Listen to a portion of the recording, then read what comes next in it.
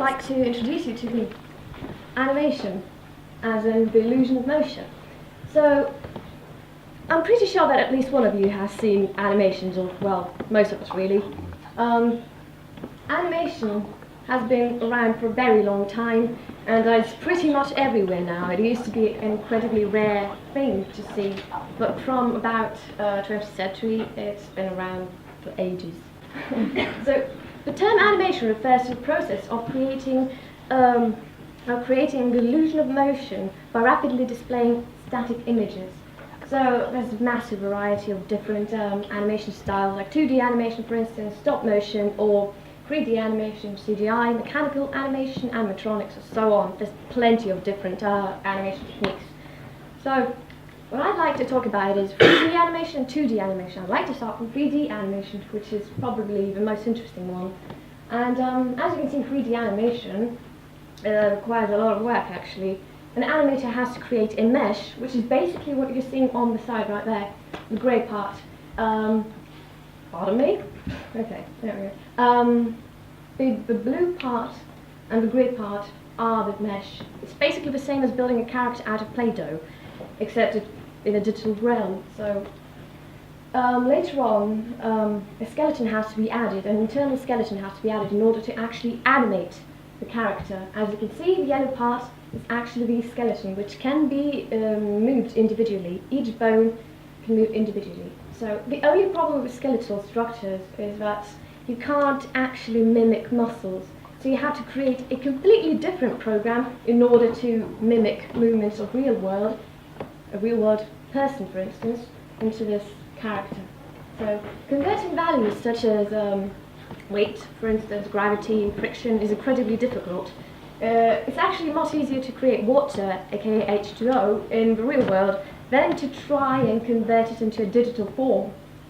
Why? Well, imagine what it takes what kind of a mathematician do you have to be in order to write the formulas for something like that? It's quite a difficult task, but it doesn't end there. After the animation is done, after the rendering is done, after most of the animation is done, well, some poor artist has to go through each frame, touching it up, adding lighting, adding textures, and various other details we probably won't even notice, like for instance how hair would look like, or freckles. Nobody would notice, but it really adds to the animation itself. Well, there's another part of 3D animation that is basically CGI, which is computer-generated imagery, but it focuses on the static aspects of 3D modeling, so it's slightly different from 3D animation, but fundamentally it's the same. So as unfortunate as it may sound, nobody in the new Star Trek movie, nobody travelled to space and shoot the film, as it was all done by CGI. And the dragon, the Smaug from The Hobbit, was also done entirely with 3D animation and motion capture. So it is all really difficult work, and I don't really know that much about it, as I focus on 2D animation, in fact. 2D animation, as you can see, is more basic than 3D animation. It focuses on, as you can see, keyframes and in-between frames. Keyframing basically means that you draw the first and the last action, as you can see. The first and the last frame of an action, that's a keyframe.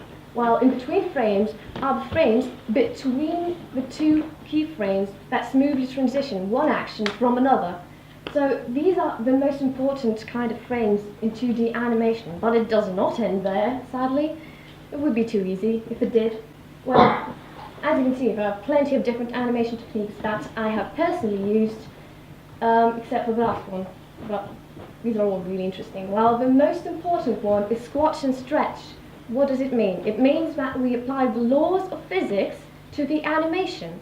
Now, if we didn't do that, the animation would look incredibly static and boring. It would be really dull. So squash and stretch, as you can see, mechanical movement, it's dull, it has nothing. It just literally could only be used in physics. That's about it.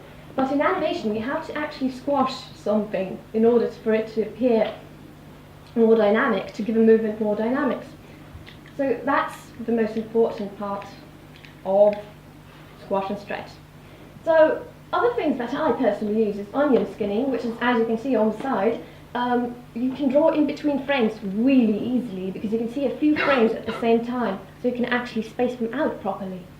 Then there's tweening. It's a different technique. For instance, we have this frame, and we would transform the frame itself. We would deform it, transform it to make a new frame.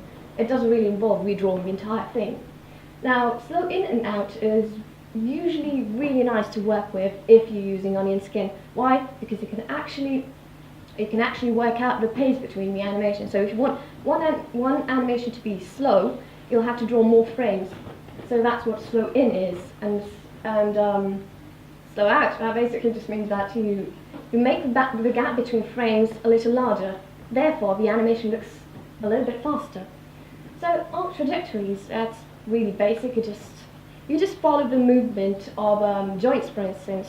Our bodies, as I move my hand, it obviously moves in an arc, so it's just following the natural look of the real world. Now, rotoscoping is something I haven't personally tried out, but it is one of the most important bits of animation, or at least in Disney, as it was used to actually draw over already existing films, not films, well, just footage, in order to create animation. The animation looks incredibly smooth, and quite frankly, they look incredibly wonderful and real because you've mixed real world with animation.